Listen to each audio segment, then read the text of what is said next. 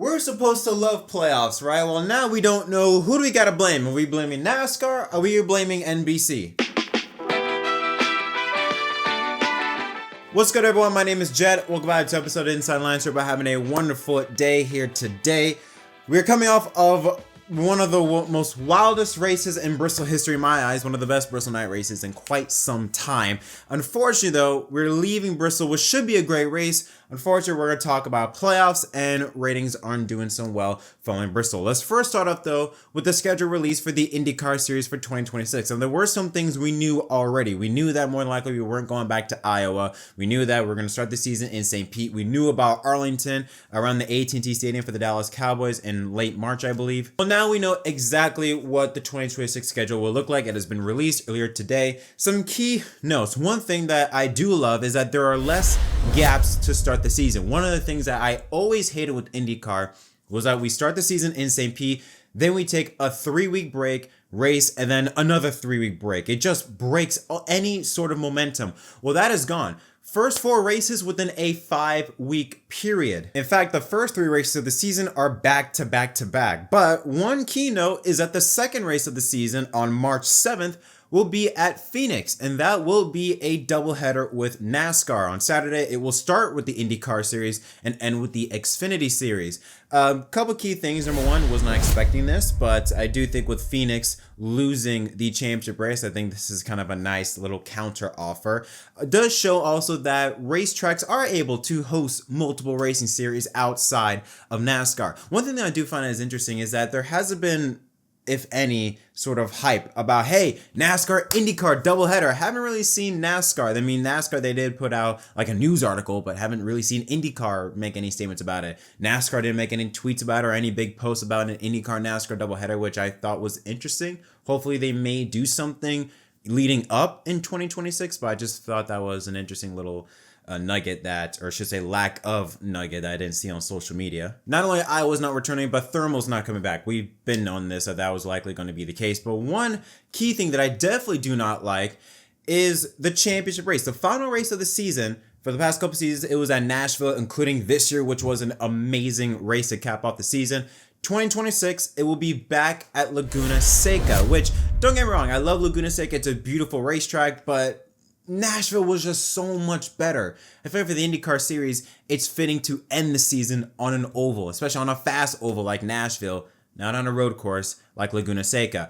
And interesting though, where they're putting Nashville. They're putting Nashville, I believe, July 19th under the lights. But a key note to point out is that it follows the World Cup final. Again, all the races are on Fox, and the FIFA World Cup in 2026 is also on Fox. So to have the World Cup final as an introduction to kind of lead into IndyCar, on one side, that's actually a very smart move on Fox's part. It's a great promotion tool to have the World Cup final. Obviously, tens of millions of people are going to tune in. That is a great lead-in to IndyCar. And if IndyCar in Nashville, which was one of the most entertaining races of the season this year, yeah, makes sense. So on one side, I don't like the change. At the same time, though, when you look at it from a business, from a marketing side of things, it makes sense. The only thing I just ask for is more ovals. That's all I ask for, but that's for another time. Now let's talk about playoffs. So again, we still don't know exactly what the playoff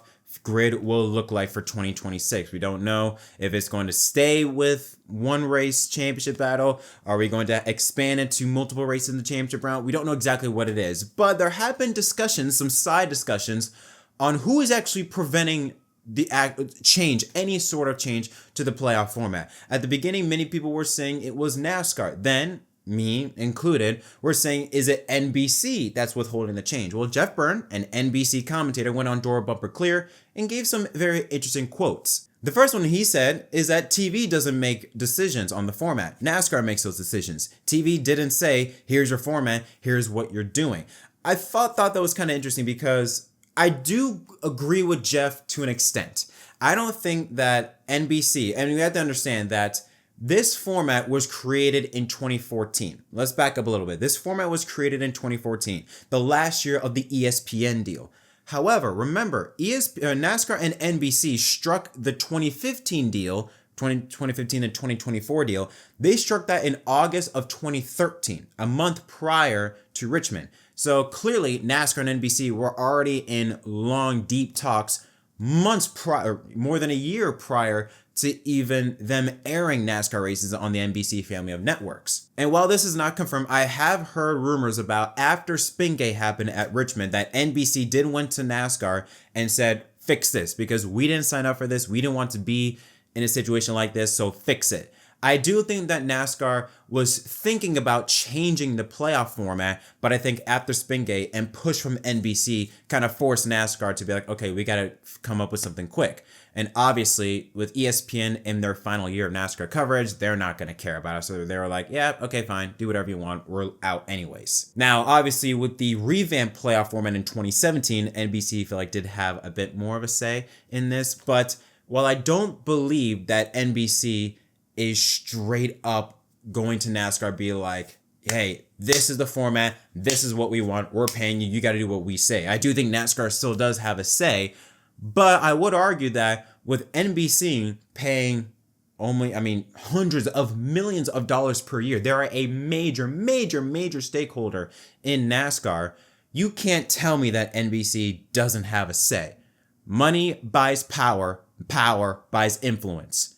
You can't tell me that NBC has no say at the table. I do think that NBC wants playoffs. They want to keep playoffs. I also do believe that they probably want a format similar to what we have right now. I do think that in NBC's mind, the way, that you can sell sponsorships to different companies with having playoffs be a synonym that is commonly known across all forms of sports, it's easier to sell it to companies that probably don't know anything about NASCAR. Be like, oh, we got playoffs. Okay, sure, let's get in on it. Even though numbers, and we'll get into numbers a bit later on, tell a different story about the playoffs, I do understand the business side of things. However, logically speaking, it does make no sense, especially when you look at the IndyCar ratings and how they ended off with Nashville, considering how the championship was already locked up and yet ratings had a gigantic boost. I think that motorsports fans, racing fans, they don't care about a championship race. Again, does it make it better? Yes. Is it necessary? No. If the cake is already damn good, or perfect example is this, if the steak is already fantastic, do you really need steak sauce? No. Would it taste better with it? Yeah, but do you need it? No. If it's already good enough, you don't need it. But it is kind of interesting. One side is saying NASCAR, the other side saying is NBC. I think it's both. I do think that if NBC were to go to NASCAR and be like, hey, you know what?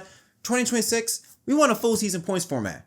You really think NASCAR is going to say no to that? They'll be like, okay, sure. I do believe that NASCAR is inclined to kind of go with what NBC goes. However, if NBC does have an idea or pitch an idea that is so outlandish, I think NASCAR will have the backbone to kind of, put a button on and be like, let's not do that. But I do think it's a bit dishonest to say NBC has zero say at the table. I do think they have a very big say. I don't think they have full control, but I do think that they do have a very big say at the table. Now, speaking of playoffs, another rumor going around as to what the format looks like. We have heard Jordan Bianchi kind of basically throw it out there that we could go to a 3-3-4 format by just having 3 rounds and a 4-race championship round.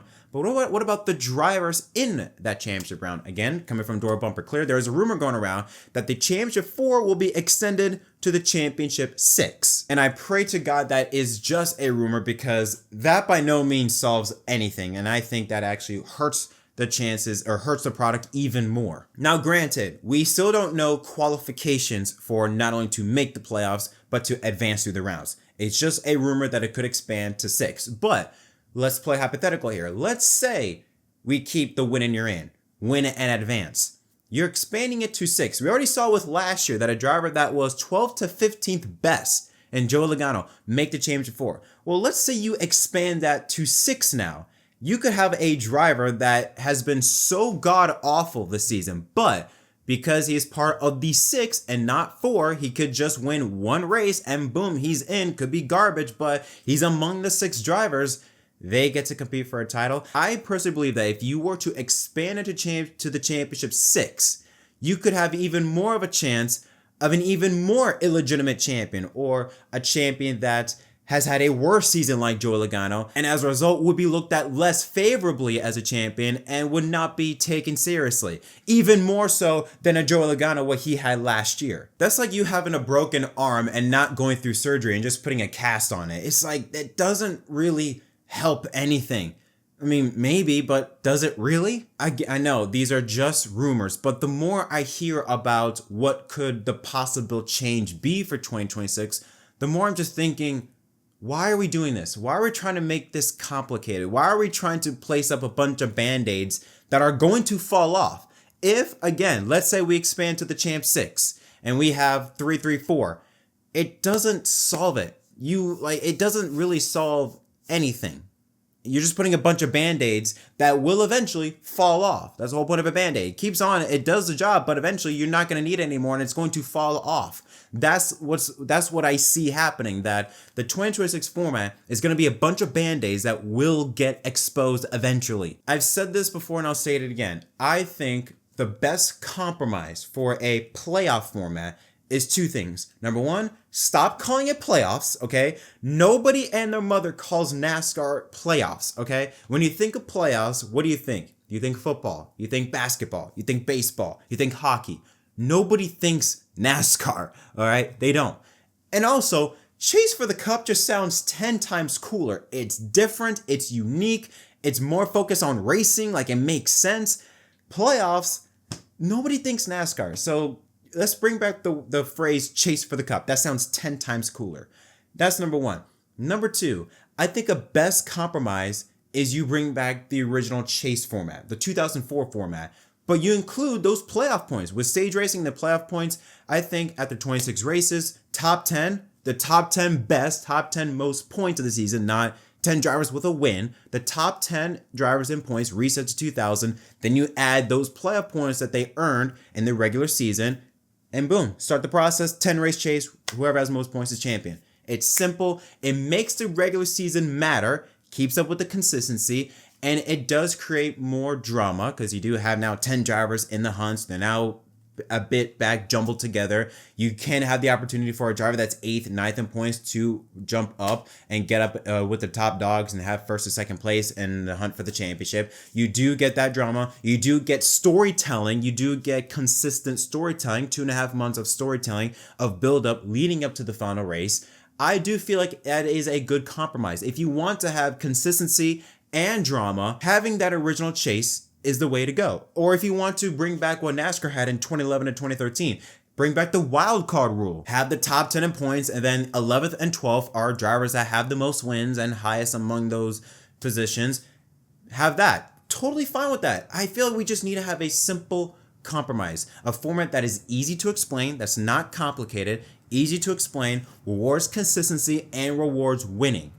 I think, personally, the original chase format with playoff points does that. Because something needs to be done, because the ratings came out for Saturday night's race at Bristol and it continues to go down. Rating came out at a 0.79 and 1.536 million viewers. That is down from a 0.98 rating and 1.868 million viewers last year.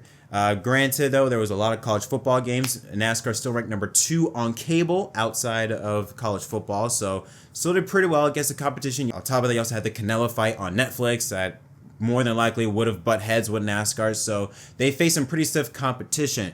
But again, all 3 races, all 3 with big drops, not minuscule drops, not 2-3%. I'm talking double-digit drops for all 3 races so far to start the playoffs. Something needs to be done. I understand there are outside things that NASCAR can't control, like the ones I just mentioned, but I mean, we can't just act as if we should just leave everything the way it is and that everything's fine. Something needs to be done. I mean, I won't be surprised if it was because of the fact it was Bristol and there's already a bad reputation with next gen at Bristol. So I think a lot of fans maybe would have assumed that Bristol's going to be absolutely boring. I'll spend my time watching something else. Wouldn't be surprised if that was the case. But it is still not good to have double-digit drops once again for the 3rd week in a row to open the playoffs. But what are your thoughts on any of the stories we talked about in today's episode? Let me know in the comment section down below. As always, don't forget to leave a like and subscribe for more content. Until next time, Madam Jet from MDK.